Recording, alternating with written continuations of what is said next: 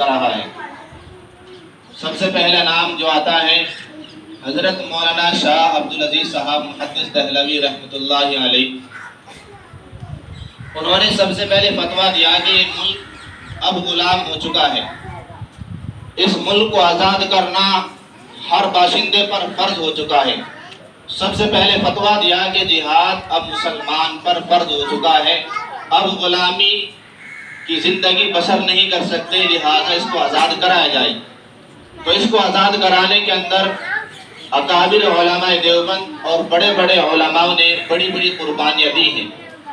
آج بھی India get کے اندر جو نام لکھے ہوئے ہیں سب سے زیادہ ان کی تعداد مسلمانوں کی ہے، 66,000 کچھ نام وہاں پر لکھے ہوئے ہیں۔ اور آتا ہے تاریخ کے اندر کہ دلی کے چاندنی چوک سے لے کر کے خیبر تک کوئی بھی درخت ایسا نہیں تھا جس پر کسی عالم کی گردن لٹکی ہوئی نہ ہو۔ تو اتنا ظلم اور اتنی شدت پسند حکومت نے یہاں کے مسلمانوں پر، یہاں کی عوام پر ظلم کیا تھا۔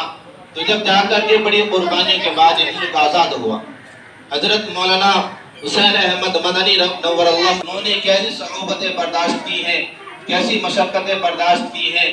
کراچی انگریز جج کے سامنے کھڑے ہوتے ہیں اور جو ان کے پاس سفید کپڑا ہوتا ہے اس کو لہرا کر کے اس کو للکارتے ہیں۔ انگریز جج کہتا ہے کہ حسین احمد تم نے فتویٰ دیا ہے کہ انگریز کی فوج میں بھرتی ہونا حرام ہے۔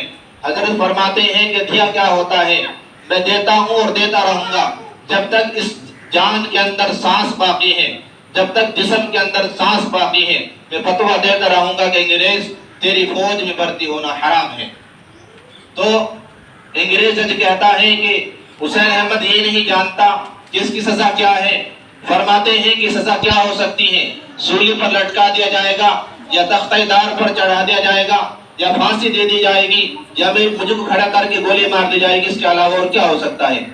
لیکن حضرت مولانا علی جوہر صاحب جو وہاں پر کھڑے ہوئے تھے حضرت قدموں میں پڑ گئے اور فرماتے ہیں کہ حضرت بیان بدل دو۔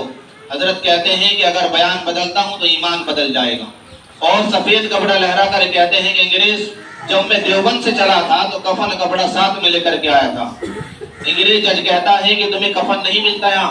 کہنے لگے کہ مجھے تیرے منحوس کفن کے اندر ملبوس ہوتے ہوئے شرم آتی ہے۔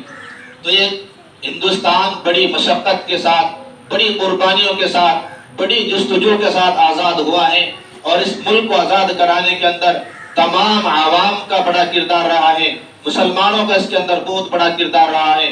ٹیپو سلطان شہید رحمت اللہ علیہ کو سبھی جانتے ہیں کہ جب جنرل ڈون نے ان کو شہید کیا، ان کی گولی ماری، تو کہنے لگا کہ اب میں ہندوستان پر قبضہ پا جاؤں گا۔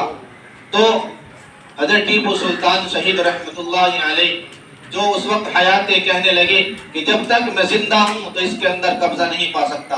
ان کو شہید کرنے کے بعد یہ ملک دھیرے دھیرے غلام ہو گیا تھا۔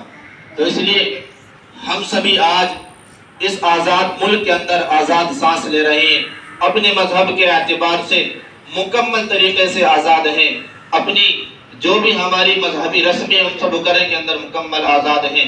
یہ آزادی ہمیں دلائی ہے ہمارے بزرگوں نے، ہمارے پروجوں نے، ہمارے بڑے اکابروں نے، ہمارے علماء نے۔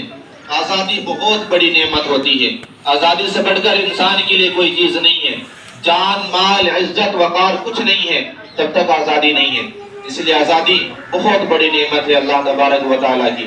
تو اس لیے ہم 15 اگست اس لیے مناتے ہیں کہ 15 اگست 1947 کے اندر یہ ہمارا ملک آزاد ہوا تھا، اس لیے ہم 15 اگست مناتے ہیں۔ یاد رکھیں ہم کیوں مناتے ہیں 15 اگست؟ بتاؤ بچوں، ہمارا ملک آزاد ہوا تھا، ہے نا؟